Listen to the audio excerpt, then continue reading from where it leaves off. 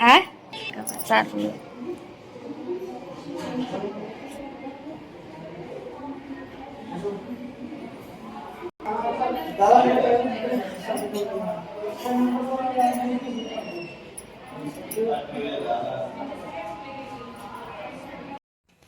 आत्ता दवाखान्यातून आलो तर आज पण 2 सलाईन होत्या आणि आज 2 सलाईन झाल्या. तर सकाळी लवकर गेलो होतो उन्हाच्या अगोदर, तरी पण ऊन झालं. सकाळी 10ला गेलो होतो तरी 1:30 वाजले यायला.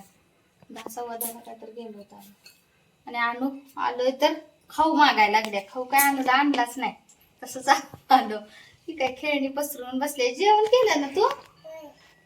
आणि आज पण ना सकाळी खरं तर त्रास होत होता म्हणून लवकरच तसं गेलो, पण आज मात्र सुई काढली. सुई 2-3 दिवस ठेवली होती तशीच, रोज कुठं उगाच लावायची आणि काढायची, त्यामुळे सुई होती. तर आज मात्र खरं डॉक्टर म्हणले की होईल कमी, औषधं दिलेत सगळी ती पूर्ण करा, त्यामुळे आज सुई वगैरे काढून ही केलं. हा सगळं अंगाला लावा लागले आणि लॉलीपॉप सगळं अंगाला चिकटवायला लागले, सगळं चिकट. तू जेवलीस का? मी आता जरा जेवणार आहे. सकाळी मी अर्धी चपाती खाल्ली होती आपलं जाताना काहीतरी पोटाला आधार म्हणून, तर मी दाखव. बघा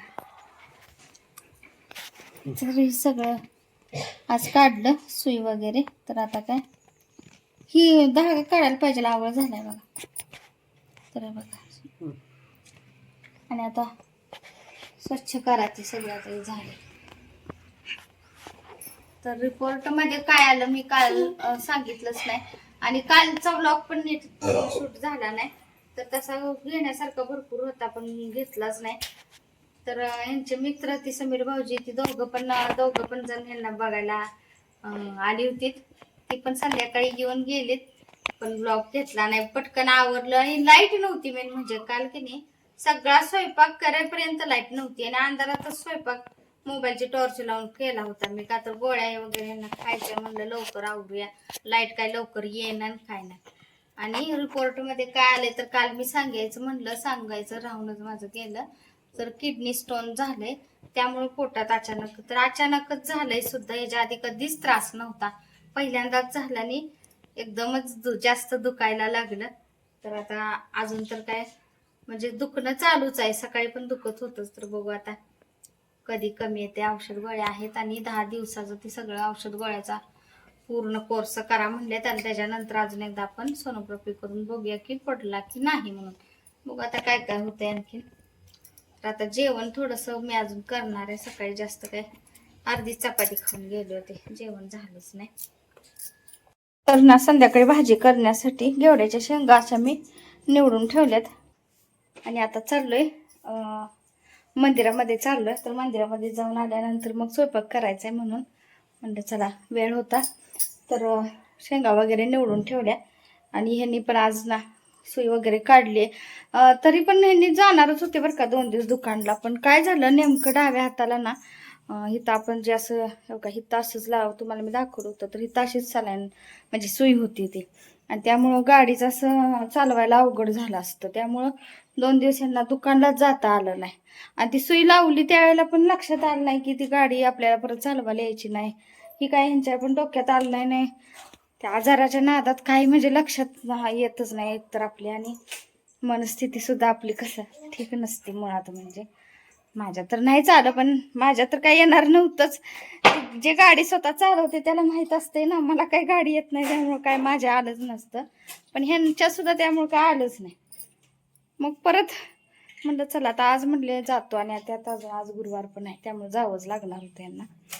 गुरुवारी बाजारचा दिवस असतोय त्यामुळं मग म्हणले जातो मी.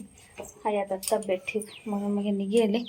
आता आम्ही मंदिरात जाऊन मग स्वयंपाक करणार आहे मी. हा बूट कशाला आणू, बूट घालायला लागले.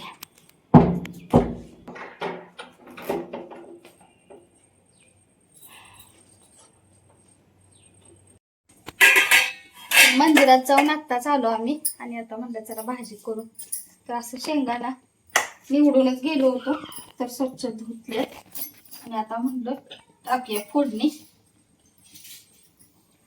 तर ती तळलेली कढई तशीच आहे, आता त्याच तेलात करायचं. तापलंच नाही वाटतं तेल अजून.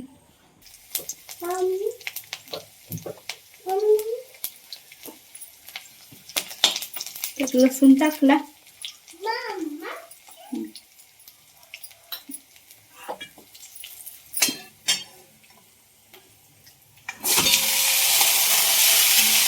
थोडा ना तेलात परतून घेऊन मग तिखट टाकणार आहे.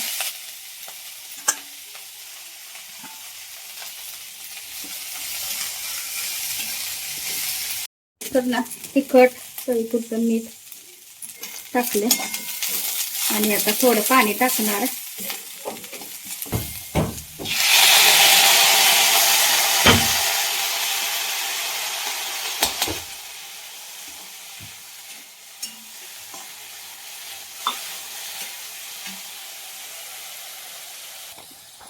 आणि थोडंसं शेंगदाण्याचं कूट पण टाकले आणि आता झाकून ना थोडा वेळ भाजी आपली तयार होते.